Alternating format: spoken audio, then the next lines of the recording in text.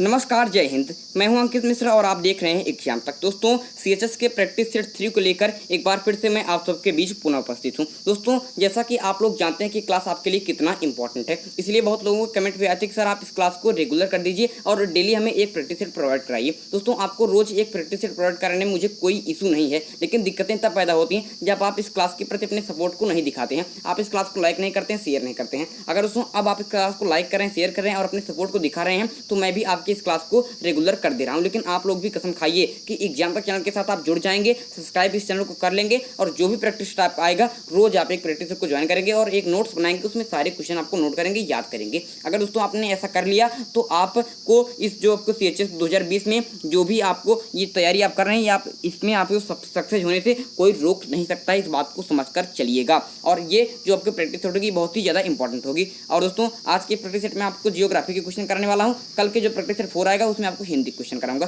चलिए दोस्तों, क्वेश्चन की शुरुआत करते हैं। और ये सारे क्वेश्चन दोस्तों प्रीवियस ईयर के हैं या फिर आपके आने वाले क्वेश्चन में पूछे जा सकते हैं, बहुत ही ज़्यादा इंपॉर्टेंट है।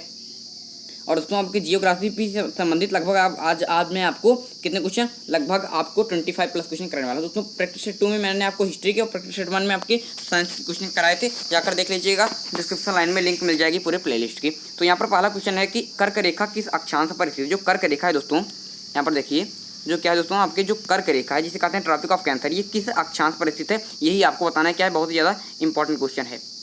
तो बताइए सही उत्तर क्या होगा। आपके पास ऑप्शन 4 है।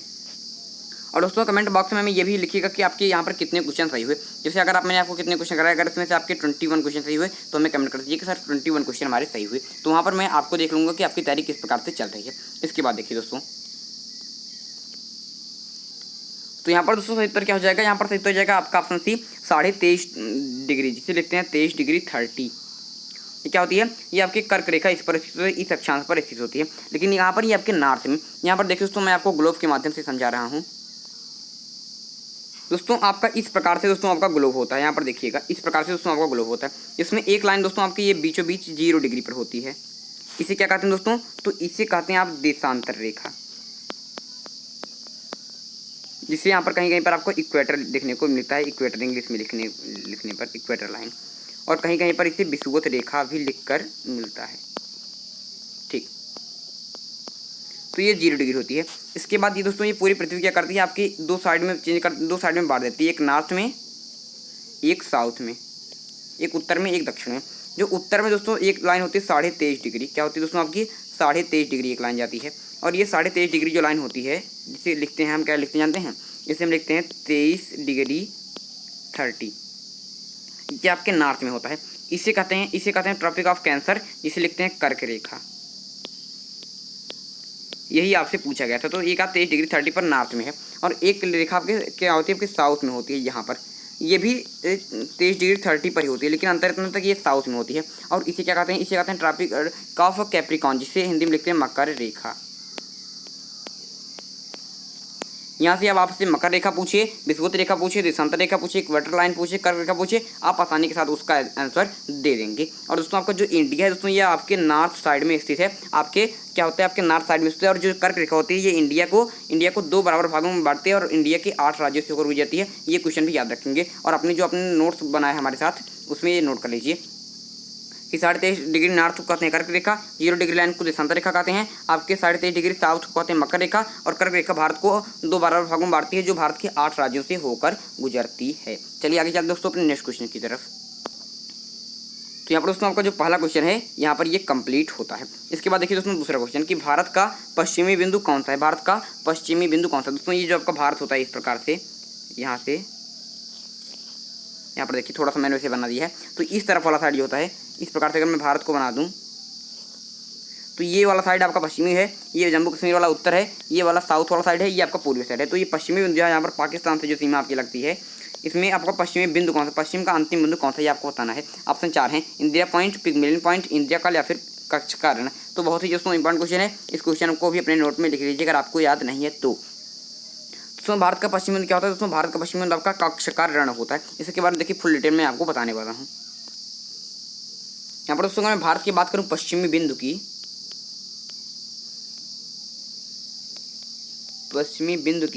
तो कहीं कहीं पर इसको क्या देखने को मिलता है, कहीं कहीं पर देखने को इसको नाम मिलता है गौर माता। और कहीं कहीं पर छोटे एग्जामों में आपको सर क्रीक भी लिख कर दे सकता है, सर क्रीक। और सर क्रीक में आपके इंडिया और पाकिस्तान के बीच विवाद भी है, तो इंडिया और पाकिस्तान की सर क्रीक, तो ये भी भारत के पश्चिमी में देखने को मिल सकता है। सर क्रीक या फिर गौर माता, और ये गौर माता, ये सर क्रीक कहाँ पर रहते हैं, ये कहाँ पर कच्छ के रण क्षेत्र में उपस्थित हैं, कच्छ के रण में। तो कहीं कहीं पर सीधे सीधे कच्छ का रण देखने को मिल सकता है। तो यहाँ पर तीनों विकल्प याद रखेंगे, गौर माता आ जाए तभी सही है, सर क्रीक आ जाए तभी सही है, कच्छ का रण आ जाए तभी सही। दोस्तों ये कच्छ का रण क्योंकि ये कच्छ जिले में उपस्थित है, और जो कच्छ जिला दोस्तों ये भारत का क्षेत्रफल के दृष्टिकोण से सबसे बड़ा क्या है दोस्तों, आपका जिला है। सबसे बड़ा क्या है दोस्तों, आपका जिला है। और कुछ क्वेश्चन पूछ ले कि क्षेत्रफल के दृष्टिकोण से भारत का सबसे बड़ा जिला कौन सा है, तो कच्छ का रण ही है, और ये भारत का है पश्चिमी बिंदु, कच्छ जो जिला है ये। इसके बाद देखिए ये पश्चिमी बिंदु की बात होगी। अगर दोस्तों मैं बात करूँ पूर्वी बिंदु की, तो भारत का पूर्वी बिंदु कहाँ पे दोस्तों, भारत का पूर्वी बिंदु आपके अरुणाचल प्रदेश में है, अरुणाचल प्रदेश, और इसे कहते हैं कीवीथू। क्या कहते हैं, इसे कहते हैं कीवीथू। तो ये भारत क्या है, ये भारत का पूर्वी बिंदु है। यहाँ पर जो आपका ये भारत इस प्रकार से बनता है, जो इस तरफ वाला क्षेत्र इसे कहते हैं पूर्वी बिंदु। तो ये पूर्वी बिंदु आपके अरुणाचल प्रदेश में प्रदेश, कहाँ पर, कीवीथू जिसे कहते हैं, क्या कहते हैं, कीवीथू। वालांगू कीवीथू, वालांगू भी कहीं पर देखने को मिलता है, वालांगू, तो ये नाम भी याद रखेंगे, वालांगू। इसके बाद देखिए दोस्तों, इसके बाद देखिए अगर पूछ ले भारत का उत्तरी बिंदु, उत्तरी बिंदु, जितनी बातें बता रहा हूँ सारे क्या है, मोस्ट इम्पोर्टेंट है, तो सारे आपके नोटबुक में हमें देखने को मिलने चाहिए। हम तो नहीं दे सकते, लेकिन अपनी ईमानदारी से लिखिएगा, क्योंकि सीधे सीधे पूछ सकते हैं। पूर्वी बिंदु पूछा है तो पश्चिम पूछ सकता है, पश्चिम पूछा है तो उत्तरी पूछ सकता है, उत्तरी पूछा है तो दक्षिणी भी पूछ सकता है। दोस्तों भारत का जो उत्तरी बिंदु है ये आपके यहाँ पर है, ये आपके जम्मू कश्मीर में, कहाँ पर है, जम्मू कश्मीर में। और जो जम्मू कश्मीर में कहाँ पर है दोस्तों, जम्मू कश्मीर में उत्तरी बिंदु कहते हैं इंदिरा कॉल, क्या कहते हैं, इंदिरा कॉल। तो क्या है ये दोस्तों भारत का उत्तरी बिंदु है, और ये आपके कहाँ पर से 35 डिग्री 39 क्या पर 35 डिग्री 39 नॉर्थ में है, जो अक्षांशी में, अक्षांश रेखा में जो बताया था, ये आपका क्या है, भारत का उत्तरी बिंदु है। अब भारत के दक्षिणी बिंदु को बात करते हैं, भारत के दक्षिणी बिंदु की।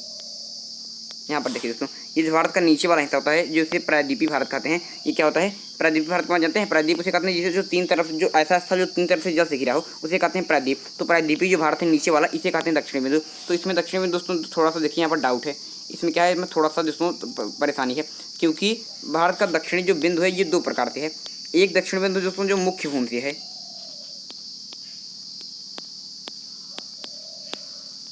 जो मुख्य भूमि से है वो आपका दक्षिण में क्या है, वो है आपका केप कमोरिन, केप कमोरिन, जो आपके कन्याकुमारी में उपस्थित है, कहाँ पर, कन्याकुमारी में। और वैसे पूछ ले कि अगर कुल भूमि के लेकर पूछ ले, कुल भूमि से दक्षिणी बिंदु, तो वो है आपका इंदिरा पॉइंट।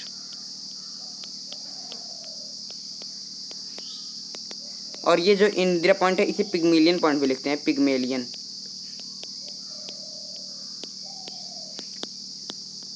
पॉइंट भी लिखते हैं। तो ये आपका इंदिरा पॉइंट है, ये आपका भारत का दक्षिणी बिंदु है। और ये कहाँ पर है, ये दोस्तों आपके ग्रेट निकोबार में है, ग्रेट निकोबार में। अगर ऐसे पूछे कि भारत का दक्षिणी बिंदु बताइए तो इंदिरा पॉइंट, अगर पूछ ले भारत के मुख्य भूमि का दक्षिणी बिंदु क्या है, तो आपकी केप कमोरिन कन्याकुमारी है। इस बात को मान के चलेगा। देखिए दोस्तों ये किस प्रकार से मैं आपको यहाँ पर बताता हूँ। ये भारत का जो नीचे वाला हिस्सा है इस प्रकार से, एक तो ये वाला है जो 6 डिग्री 4 नॉर्थ ऑफ कर्क रेखा पर है, ठीक है, कर्क रेखा नहीं, 6 डिग्री 4 आपके उत्तरी अक्षांश पर है, ये आपका उत्तरी बिंदु है। और यहाँ पर देखिए दोस्तों ये भारत का ये तीन आपके क्या होते हैं, ये आपके इस तरफ आपका अंडमान निकोबार द्वीप समूह है, अंडमान निकोबार,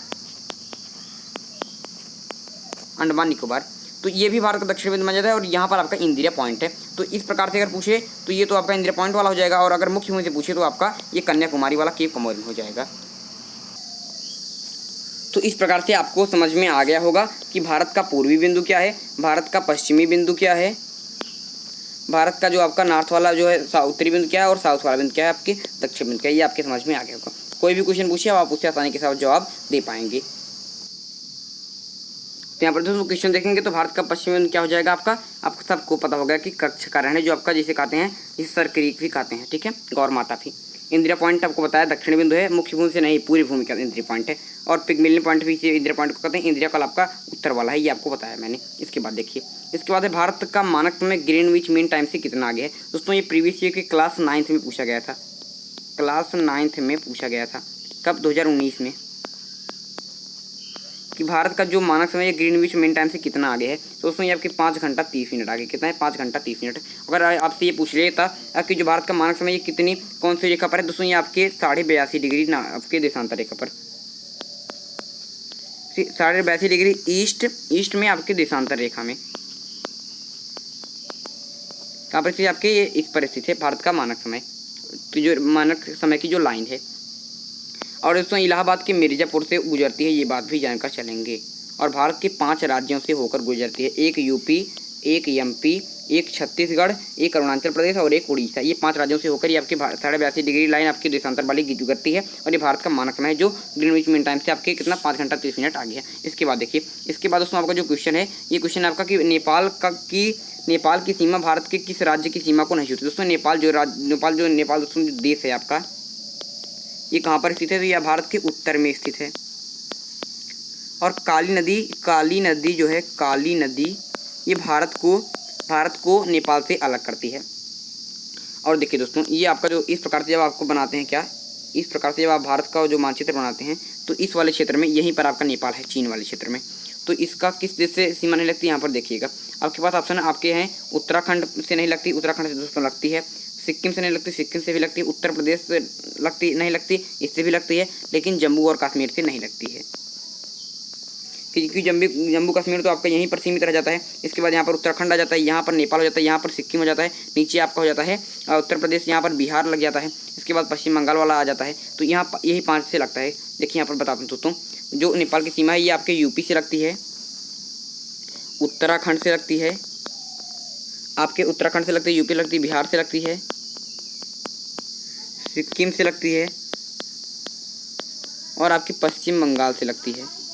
इन्हीं 5 राज्यों से भारत की सीमा नेपाल की सीमा लगती है। तो यहाँ पर आपके सिक्किम ऑप्शन में है, उत्तराखंड ऑप्शन में है, यूपी ऑप्शन में है और ये आपका जम्मू कश्मीर जो ऑप्शन में है, ये आपका ऑप्शन यही गलत हो जाएगा। इसके बाद देखिए दोस्तों, इसके बाद आपका क्वेश्चन है कि 8 ग्रहों में बुध सूर्य से कौन सी स्थान पर स्थित है। जो बुध है ये 8 ग्रहों में सूर्य से किस स्थान पर स्थित है। सबको पता है, बहुत सिंपल है, पहले स्थान पर स्थित है। यहाँ पर देखिए दोस्तों, मैं आपको बताता हूँ। यहाँ पर देखिए दोस्तों, ये आपका जैसे सूर्य हो गया, ये आपका सूर्य हो गया। इसके बाद दोस्तों पहला जो ग्रह है, पहला ग्रह आपका बुध है, सबसे निकट इसके है। इसके बाद दूसरे स्थान पर क्या है? इसके बाद देखिए दोस्तों, दूसरे स्थान पर कौन सा ग्रह है? इसके बाद दोस्तों है आपका शुक्र। शुक्र के बाद दोस्तों तीसरे स्थान पर है आपका पृथ्वी। पृथ्वी के बाद दोस्तों पहला बुध, दूसरा शुक्र, पृथ्वी। चौथा है दोस्तों मंगल, चौथा है दोस्तों आपका मंगल। पांचवा है दोस्तों आपका बृहस्पति।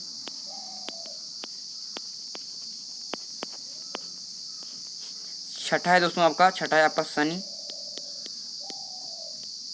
सातवां है दोस्तों आपका अरुण और 8वां है दोस्तों आपका वरुण। तो अगर आपसे पूछ ले कि सूर्य के सबसे निकट स्थित कौन सा ग्रह है, तो आपको बुध है। अगर पूछ ले कि सूर्य से सबसे दूर स्थित कौन सा ग्रह है, तो क्या है दोस्तों, ये आपका हो जाएगा वरुण। सबसे निकट बुध, सबसे आपसे दूर वरुण। इसके बारे में देखिए दोस्तों 2-3 बातें और जान लीजिए। अगर पूछ ले कि आकार के दृष्टिकोण से सबसे बड़ा कौन सा जो है आपका ग्रह है, दोस्तों आपका क्या है, बृहस्पति है। आकार में सबसे बड़ा ग्रह कौन सा है, तो आकार में सबसे बड़ा ग्रह आपका बृहस्पति है और सबसे छोटा ग्रह आपका बुध है। आकार में सबसे छोटा क्या है आपका बुध है। इस बात को जानकर चलेगा, बहुत ज़्यादा इंपॉर्टेंट है। और अगर द्रव्यमान की बात करेंगे तो द्रव्यमान में भी आपका यही क्रम है। सबसे छोटा आपका बुध है और सबसे जो भारी है ये आपका बृहस्पति है। चलिए आगे चलते हैं, इसको नोट कर लीजिएगा। इसके बाद नेक्स्ट क्वेश्चन दोस्तों आपका कि सूर्य की बाह्यतम परत को क्या कहते हैं। सूर्य जो होता है दोस्तों आपका क्या होता है, जो आपका सूर्य होता है ये इस प्रकार से, इसकी बाह्यतम वाली परत को क्या कहते हैं दोस्तों। बहुत ही ज़्यादा इंपॉर्टेंट क्वेश्चन है। इसका सही उत्तर जाएगा, इसे कहते हैं किरीट या फिर कोरोना। क्या कहते हैं, किरीट कहते हैं या फिर कोरोना कहते हैं, क्या है, बहुत ही ज़्यादा इंपॉर्टेंट क्वेश्चन है। इस क्वेश्चन को आप सभी क्या करेंगे, याद रखेंगे। इसके बाद चलेंगे नेक्स्ट क्वेश्चन की तरफ। नेक्स्ट क्वेश्चन है कि पृथ्वी अपने अक्ष पर कितनी आनति पर झुकी है। जो पृथ्वी है दोस्तों, ये अपने अक्ष पर कितनी आनति पर झुकी है, क्या है दोस्तों, ये भी बहुत ही ज़्यादा इंपॉर्टेंट क्वेश्चन है। सारे क्वेश्चन दोस्तों नोट कर लीजिएगा और याद भी करिएगा। तो इसका सही उत्तर जाएगा आपको 23.5 अंश पर। 23.5 अंश पर पृथ्वी अपने अक्ष पर क्या है दोस्तों, आपके आनति पर झुकी हुई है 23.5 पर। और आपको ये तो बताया था कि 23.5 नॉर्थ की बात करेंगे तो उसे कहते हैं कर्क रेखा, क्या कहते हैं, कर्क रेखा। और 23.5 डिग्री साउथ की बात करेंगे उसे कहते हैं मकर रेखा। ये आपको मैंने प्रारंभ में बताया था। इसके बाद देखिए दोस्तों, नेक्स्ट क्वेश्चन है कि दुग्ध उत्पादन में संसार में भारत का कौन सा स्थान है। अगर मैं दोस्तों बात करता हूँ दुग्ध उत्पादन की, तो दुग्ध उत्पादन में भारत का स्थान जो है बहुत ही ज़्यादा अच्छा स्थान है। क्या है, आपका पहला स्थान है। क्या है दोस्तों, आपका पहला स्थान है। ये क्या है दोस्तों, आपका बहुत ही ज़्यादा इंपॉर्टेंट क्वेश्चन है। और दुग्ध उत्पादन में भारत का कैसा स्थान है, भारत का पहला स्थान है। ये बहुत ही ज़्यादा दोस्तों क्या है, बहुत ही ज़्यादा इंपॉर्टेंट क्वेश्चन है। तो चलिए दोस्तों, इस क्वेश्चन के बारे में 2-3 चीज़ मैं आपको बहुत ज़्यादा इंपॉर्टेंट बता देता हूँ। दोस्तों अगर मैं बात करूँ गेहूं उत्पादन की, तो गेहूं उत्पादन में दोस्तों आपका चीन प्रथम स्थान पर है और जो भारत है दोस्तों आपके ये सेकंड स्थान पर है। अगर मैं बात करूँ दोस्तों चावल की, तो चावल में भी चीन आपके प्रथम स्थान पर है, आपका भारत सेकंड स्थान पर है। लेकिन सबसे ज़्यादा क्षेत्र में कौन हो जाते हैं, तो क्षेत्र में सबसे ज़्यादा भारत में हो जाती है और सबसे ज़्यादा उत्पादन आपके चीन करता है, चावल में भी गेहूँ में भी। इसके बाद मैं बात करता हूँ मक्का की बात करता हूँ, तो मक्का में दोस्तों आपका जो चीन है दोस्तों ये आपके सेकंड स्थान पर है और भारत क्या है, काफ़ी पीछे है। भारत के बारे में देखिए दोस्तों, भारत के बारे में जान लीजिए कि जो गन्ना होता है, जो गन्ना जो होता है, इसके उत्पादन में भारत आपके दूसरे स्थान पर है। क्या स्थान पर है, सेकंड स्थान पर। फर्स्ट पर कौन है, तो फर्स्ट पर आपका दोस्तों ब्राज़ील है गन्ना उत्पादन में। इसको जानकर चलेगा, ये सीधे सीधे परीक्षा में देखने को मिलते हैं। और दोस्तों तंबाकू की बात करूँगा, तंबाकू उत्पादन में भी भारत का स्थान थर्ड है।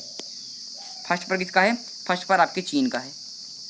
तो ये सारे आप नोट कर लीजिएगा, ये सीधे सीधे परीक्षा में देखने को मिल सकते हैं। चलिए अब नेक्स्ट क्वेश्चन की तरफ चलते हैं। तो यहाँ पर दुग्ध उत्पादन में भारत का स्थान पहला है। अगर पूछ ले कि सबसे ज़्यादा आपके भैंसें जो है किस आपके देश में है, तो इसमें भी भारत आपके पहले पर है आपके, और गाय में सेकंड स्थान पर है। गाय सबसे ज़्यादा में सेकंड स्थान पर है और भैंस में नंबर 1 पर। देखिए यहाँ पर नेक्स्ट क्वेश्चन, दो नदियों के बीच उपजाऊ भूमि को क्या कहते हैं। दो नदियाँ ऐसे जा रही हैं, उसके बीच के उपजाऊ भूमि को क्या कहते हैं। एक नदी इस प्रकार से जाए, एक नदी इस प्रकार से, इसके बीच के जो बहुत ज़्यादा उपजाऊ मिट्टी होती है इसे क्या कहते हैं। ऑप्शन आपके पास है जल संभर, जल विभाजक, दोआब या फिर तराई। बताइए उत्तर क्या होगा। तो दोस्तों इससे उत्तर जाएगा दो नदियों के बीच की उपजाऊ भूमि क्या कहते हैं, उसे कहते हैं दोस्तों दोआब। दोस्तों यहाँ पर मैं बात करता हूँ, यहाँ पर अगर दो नदियों के बीच के उपजाऊ भूमि की बात करता हूँ उसे कहते हैं, क्या कहते हैं, उसे कहते हैं आपके दोआब। अगर मैं बात करूँ जल विभाजक की, तो जल विभाजक किसे कहते हैं दोस्तों, जल विभाजक क्षेत्र वह होता है जो जल के प्रवाह की दिशा को विभाजित करता है। और तराई क्षेत्र की बात करूँ तो तराई क्षेत्र दलदली मैदान होता है। जबकि अगर जल संभर की बात करते तो जल संभर क्या होता है, ये जल संभर होता है जल के संरक्षण और प्रबंधन की एक विधि होती है, जल के संरक्षण के लिए और उसके प्रबंधन के लिए एक विधि होती है जल संभर। आपके दोआब क्या होता है, दो नदियों के बीच की उपजाऊ भूमि कहते हैं। जल विभाजक क्या होता है, जो आपके जल के प्रवाह की दिशा को विभाजित करता है। और तराई किसे कहते हैं, तराई क्षेत्र को तो दलदली मैदान को तराई क्षेत्र कहते हैं। तो अब आप इन चारों विकल्पों के बारे में अच्छे से समझ चुके होंगे। चलिए अब नेक्स्ट क्वेश्चन की तरफ चलते हैं। नेक्स्ट क्वेश्चन है कि निम्नलिखित में से किस नदी को दक्षिण गंगा कहा जाता है। तो निम्नलिखित में से किस नदी को दक्षिण गंगा कहा जाता है, बहुत ही इंपॉर्टेंट है। और इसका सही उत्तर जाएगा आपका ऑप्शन बी, गोदावरी नदी को। जो गोदावरी नदी होती है दोस्तों, इसे वृद्ध गंगा भी कहते हैं। क्या कहते हैं, इसे वृद्ध गंगा भी कहते हैं और दक्षिण की गंगा भी कहते हैं। क्या है, बहुत ही ज़्यादा इंपॉर्टेंट क्वेश्चन है। इसके बाद देखिए दोस्तों कुछ इंपॉर्टेंट इन्फॉर्मेशन जो आपके लिए ज़्यादा इंपॉर्टेंट है। अगर दोस्तों मैं आपकी गोदावरी नदी की बात करता हूँ, तो ये तो आप जान गए कि इसे दक्षिण की गंगा कहते हैं और इसे कहीं कहीं पर वृद्ध गंगा भी आपको कहा जाता है। ये दो बातें तो आप जान गए, लेकिन आप जान लीजिए कि गोदावरी नदी जो है निकलती कहाँ से है, ये सीधे पूछा था गोदावरी नदी कहाँ से निकलती है। तो दोस्तों ये नासिक जिले आपके महाराष्ट्र से निकलती है और गिरती कहाँ है। तो अगर मैं बात करता हूँ गिरने की, गिरती है तो कहाँ पर गिरती है दोस्तों, ये आपके बंगाल की खाड़ी में गिरती है। बंगाल की खाड़ी में गिरती है। और इसकी लंबाई की बात करें तो इसका लंबाई होता है 1465 किलोमीटर। कितना होता है? 1465 किलोमीटर। याद रखिएगा, क्या है, बहुत ही ज़्यादा इंपॉर्टेंट क्वेश्चन है। चलिए अब आगे चलते हैं। इसके बाद देखिए दोस्तों, इसके बाद देखिए यहाँ पर देखिए दोस्तों, आपके पास ऑप्शन और भी हैं। एक ऑप्शन है दोस्तों आपकी कृष्णा नदी की। कृष्णा नदी की बात करता हूँ तो ये आपकी महाबलेश्वर के समीप पश्चिमी घाट पहाड़ से निकलती है। महाबलेश्वर जो महाराष्ट्र में महाबलेश्वर की पहाड़ी वहाँ से निकलती हैं और ये भी आपके बंगाल की खाड़ी में जाकर गिर जाती है। और इसकी जो लंबाई है 1401 किलोमीटर है। और देखिए दोस्तों, यहाँ पर एक ऑप्शन है आपकी महानदी की। महानदी भी दोस्तों बहुत ही ज़्यादा इंपॉर्टेंट है और ये छत्तीसगढ़ के रायपुर जिले से निकलती है। कहाँ से? जो गढ़ है, जो आपके छत्तीसगढ़ है वहाँ से निकलती है महानदी। और इसके रायपुर जिले में सिहावा के समीप से महानदी निकलती है और बंगाल की खाड़ी में कटक के समीप जाकर गिर जाती है। और महानदी की बात करता हूँ तो इसकी लंबाई होती है 815 किलोमीटर। कितना होते हैं? 815 किलोमीटर। और ये आपकी ब्राह्मणी तथा वैतरणी इसकी सहायक नदियाँ हैं, ब्राह्मणी और वैतरणी नदी, जो इसमें आकर मिल जाती हैं। और अगर मैं बात करूँ दोस्तों कावेरी नदी की, जो दोस्तों कावेरी नदी है ये भी काफ़ी ज़्यादा इंपॉर्टेंट है, तो इसके बारे में देखिए दोस्तों। कावेरी नदी की बात करता हूँ तो जो कावेरी नदी है ये कहाँ से निकलती है दोस्तों? ये आपके कर्नाटक में, याद कर चलिएगा, पूछा गया है कि कर्नाटक के, ये दोस्तों कुर्ग जिला है। कर्नाटक में क्या है दोस्तों? कर्नाटक में कुर्ग जिला है। कुर्ग जिले के स्थित ब्रह्मगिरी की पहाड़ियों से निकलती है और इसकी जो लंबाई कितना है? इसकी लंबाई है 800 किलोमीटर की। और ये भी आपके बंगाल की खाड़ी में जाकर गिर जाती है। भी आप बंगाल में, बंगाल की खाड़ी में, तो जितनी भी नदी बताई ये सारी बंगाल की खाड़ी में गिरती हैं और अलग अलग स्थानों से निकलती हैं। इस बात को जान लीजिएगा दोस्तों। इसे दक्षिण भारत की गंगा के रूप में भी जाना जाता है। दक्षिण, देखिए यहाँ पर पूछा गया दक्षिण गंगा किसे कहते हैं दोस्तों। यहाँ पर ये सबसे ज़्यादा इंपॉर्टेंट बात है कि अगर दक्षिण गंगा किसे कहते हैं ये पूछे तो दक्षिण गंगा गोदावरी कहते हैं। लेकिन अगर पूछे कि भारत क्या कहते हैं इसे, दक्षिण भारत की गंगा, इस प्रकार से पूछे दक्षिण भारत की गंगा, थोड़ा सा सावधान होइए। एक दक्षिण गंगा, एक दक्षिण भारत की गंगा। तो दक्षिण भारत की गंगा आपकी कावेरी को कहते हैं, जो कर्नाटक से निकलती है, क्योंकि ये दक्षिण। और अगर दक्षिण गंगा पूछे तो आपके गोदावरी कहते हैं। दक्षिण गंगा गोदावरी, दक्षिण भारत की गंगा कावेरी। याद रखिएगा, डिफरेंस को लिख लीजिएगा। इसके बाद देखिए, इसके बाद क्वेश्चन है कि लोनार झील कहाँ स्थित है। जो लोनार झील है कहाँ स्थित है? आपके ऑप्शन 4 है, तमिलनाडु, केरल, महाराष्ट्र, फिर गुजरात। बताइए इसका उत्तर क्या होगा? बहुत ही ज़्यादा इंपॉर्टेंट क्वेश्चन है।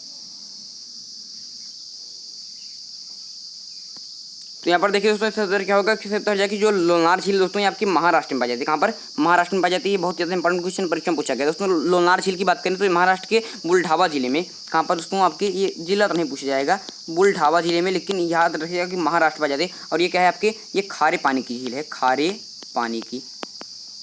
ये क्या है? बहुत ज़्यादा इंपॉर्टेंट क्वेश्चन है। इस क्वेश्चन को याद रखिएगा दोस्तों, ये सीधे सीधे परीक्षा में देखने को मिल सकती है। इसके बाद देखिए, इसके बाद नेक्स्ट क्वेश्चन है दोस्तों आपका कि झीलों के अध्ययन को क्या कहते हैं। ये तो आप जानेंगे कि लोनार झील कहाँ पाई जाती है, तो महाराष्ट्र में पाई जाती है। और ये पूछ ले कि झीलों के अध्ययन को क्या कहते हैं। आपके पास ऑप्शन 4 है, लिम्नोलॉजी, आपके पोटोमोलॉजी, इसके बाद टोपोलॉजी या फिर हाइड्रोलॉजी। तो बताइए इसका उत्तर क्या होगा? बहुत ज़्यादा इंपॉर्टेंट क्वेश्चन है। और दोस्तों इसका सही उत्तर जाएगा आपका ऑप्शन है लिम्नोलॉजी।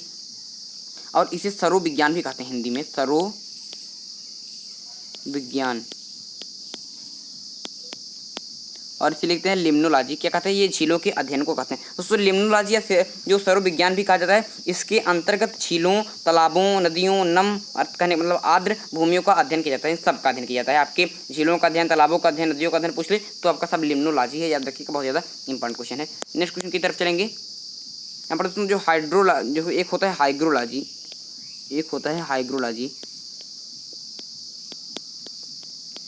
इससे आपेक्षिक आर्द्रता को मापा जाता है। और एक होता है हाइड्रोलॉजी, जिससे आपके घनत्व को मापा जाता है। तो ये सारे आपको याद होनी चाहिए। इसके बाद देखिए, इसके बाद है कि भारत में निम्नलिखित में से किस राज्य की सबसे लंबी तटरेखा, भारत में निम्नलिखित में से किस राज्य की सबसे लंबी तटरेखा, सबसे लंबी तटरेखा वाला कौन राज्य है? सबको पता है, गुजरात है। क्या है दोस्तों? आपका गुजरात है। ये क्या है दोस्तों? बहुत ज़्यादा इंपॉर्टेंट क्वेश्चन है। और ये क्वेश्चन परीक्षाओं में मैंने देखा कई बार देखने को मिला है। ये सारे दोस्तों क्या है? ये सारे आपके जियोग्राफी के क्वेश्चन हैं। अगर आपको हार्ड लग रहा होगा तो इस क्वेश्चन को लिख लीजिएगा। 2-3 बार दोहराएंगे तो आपके ये क्वेश्चन आपको याद हो जाएंगे। इसका यही आपको जानना है इसके बारे में। और ऐसे ही क्वेश्चन आपके परीक्षा में देखने को मिलते हैं जिसमें आपको परेशानी होने को दिख जाती है। इसके बाद देखिए दोस्तों, निम्नलिखित में से किस राज्य की सबसे लंबी तटरेखा है? तो भारत की सबसे लंबी तटरेखा वाला राज्य आपका गुजरात है। इसकी तटरेखा कितनी है? इसकी तटरेखा 1663 किलोमीटर, 1663 किलोमीटर। और उसमें तटरेखा से लगे भारत के कितने राज्य हैं? भारत के 9 राज्य हैं।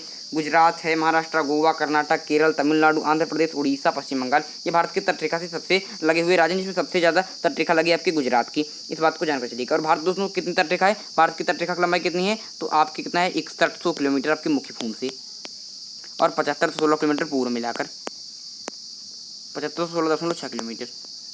पूरा मिलाकर अगर मुख्य भूमि से पूछे तो 6100 किलोमीटर। और भारत की स्थलीय भूमि की कितनी लंबाई है? 15,200 किलोमीटर।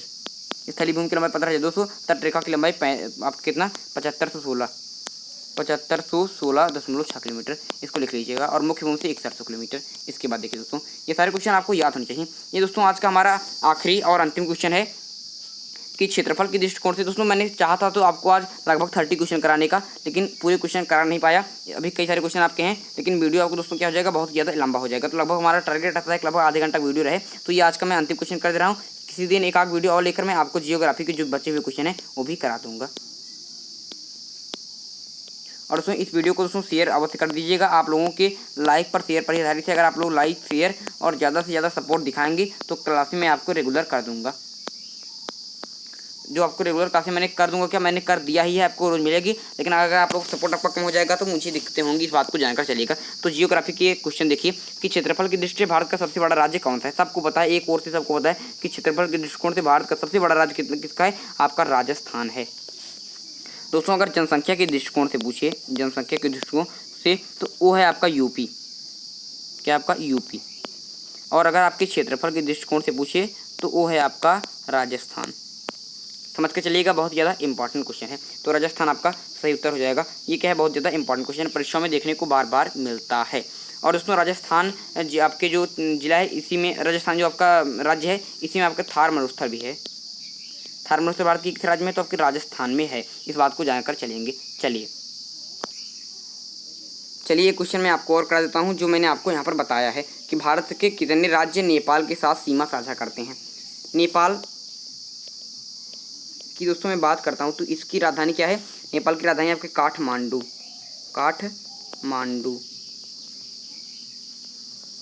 और भारत की राजधानी नई दिल्ली। पाकिस्तान की राजधानी है आपकी इस्लामाबाद।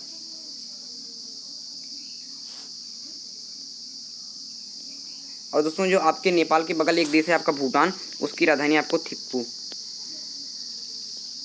तो इन सारी राजधानी भी रख लीजिएगा। एक वीडियो मैंने बनाया है, इसका लिंक आपको डिस्क्रिप्शन लाइन मिल जाएगी, जाकर देख लीजिएगा। वहाँ पर विभिन्न देशों से और भारत के राज्यों की राजधानी मैंने बताई है, जाकर देख लीजिएगा। बहुत ज़्यादा इंपॉर्टेंट वीडियो है। तो यहाँ पर देखिए भारत के कितने राज्य नेपाल के साथ सीमा बनाते हैं। तो मैंने बताया था कि 5 राज्य। कितने राज्य? आपको 5 राज्य, जिसमें मैंने आपको नाम तक बताया था कि एक है आपका यूपी, एक है आपका उत्तराखंड, एक है क्या आपका, एक है आपका पश्चिम बंगाल, एक है आपका पश्चिम बंगाल, और एक है आपका सिक्किम, और एक है आपका बिहार। यही 5 राज्य से भारत नेपाल सीमा बनाता है। और काली नदी विशेष रूप से सीमा बनाती है, काली नदी। चलिए आगे चलते हैं। आगे क्या चलते हैं दोस्तों, आज का हमारा ये था अंतिम क्वेश्चन।